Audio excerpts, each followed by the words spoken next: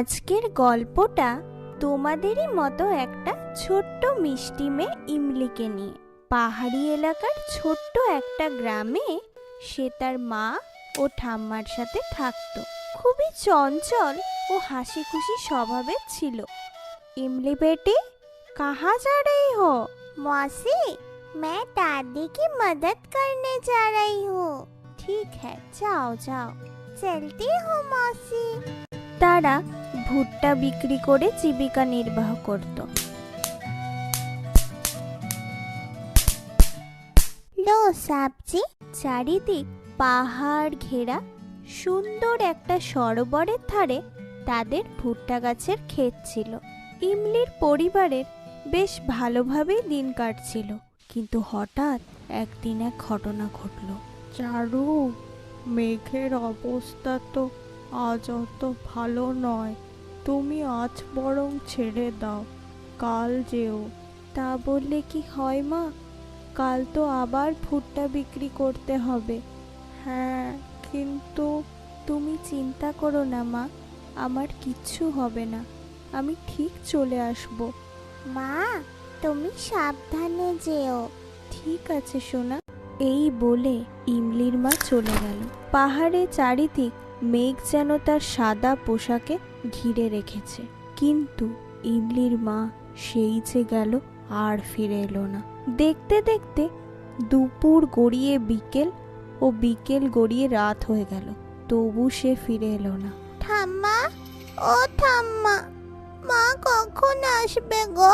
হ্যাঁ রে, তাই তো, তুই কোনো চিন্তা করিস না, চারু ঠিক ফিরে আসবে।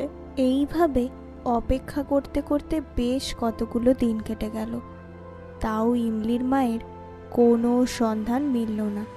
ইমলি ও তার ঠাম্মা খুব কষ্ট পাচ্ছিল। হে ঈশ্বর, আমার মা কোথায় গেল? তুমি আমার মাকে ফিরিয়ে দাও না।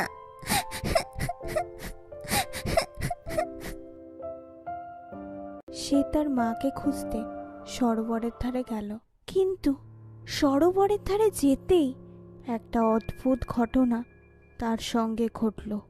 সে সাঁকুতে হাঁটছিল, কিন্তু হঠাৎ চারিদিক লাল মেঘে ঢেকে গেল। সরোবরের জলও ধীরে ধীরে গোলাপি বর্ণের হয়ে যেতে লাগলো। কেউ যেন আকর্ষিত করছে তাকে। এদিকে আয়, আমার কাছে আয়। চোখ যেন তার স্থির, কিন্তু চেতন আসতেই সে দেখে যে সে যে সাঁকোর উপর দাঁড়িয়ে আছে সেটার কোনো শেষ দেখা যাচ্ছে না। সেটা যেন আস্তে আস্তে মিলিয়ে যাচ্ছে।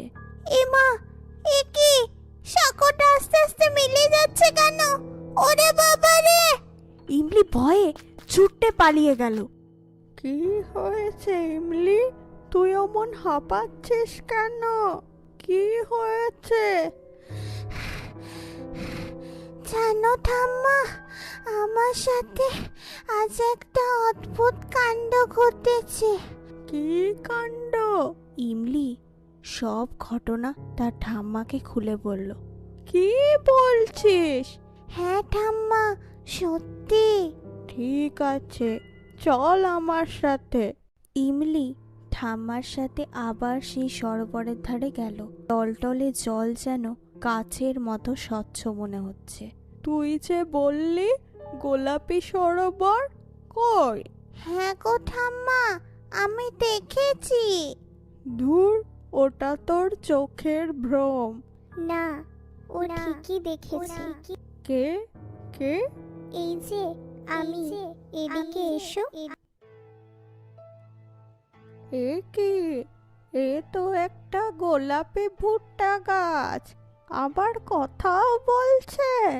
হ্যাঁ, আমি কথা বলতে পারি। ও যা দেখেছে সব ঠিক। এই সরোবর মায়াবী, সবই এই মাংসাশী গাছের জন্য হয়েছে। মানে? শোনো তাহলে, তোমার মা ভুট্টা তুলে এদিক দিয়েই বাড়ি ফিরছিল, কিন্তু হঠাৎ সেই গাছটাতে সে স্পর্শ করে ফেলে। এ কি? আমি জড়িয়ে যাচ্ছি কেন? কি হচ্ছে? তুই আমার জালে আটকে পড়েছিস, তোর আর ছেড়ে দাও আমায়। তাহলে আমার মা এখন কোথায়? তোমার মা বুদ্ধি করে এখন গাছের কোটরে লুকিয়ে আছে। তবে তুমি তোমার মাকে দেখতে পাবে না, কারণ ওই মাংসাশী গাছ ওর চারিদিকে নিজের ডালপালা দিয়ে ঘিরে রেখেছে। তাহলে এর উপায়? এর একটাই উপায় আছে, তোমার ওর মূল শিকড়টা উপড়াতে হবে। তার জন্য তোমাকে আমাকেও উপড়ে ফেলতে হবে, কারণ ওর মূল শিকড় আমার সাথে জড়িয়ে আছে। আর একটা কথা, ভুলেও এই গাছটাকে একদম স্পর্শ করবে না। যদি স্পর্শ করো তাহলে তুমিও তোমার মায়ের মতনই বন্দি হয়ে যাবে। তুমি আমাকে উপড়ে দাও তাড়াতাড়ি। কিন্তু তাহলে তুমি তো মারা যাবে। এই মায়াময় বন্দি জীবনের থেকে মৃত্যুই অনেক শ্রেয়। ইমলি ভুট্টা গাছটার কথা মতো তাকে উপড়ে দিল। সঙ্গে সঙ্গে মাংসাশী গাছটাও মরে গেল।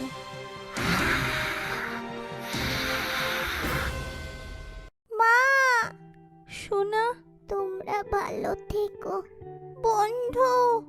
কিন্তু না বন্ধু, চলি। অবশেষে ভুট্টা গাছটা মারা গেল ও ইমলি তার মা ও ঠাম্মার সাথে বাড়ির পথে রওনা হলো।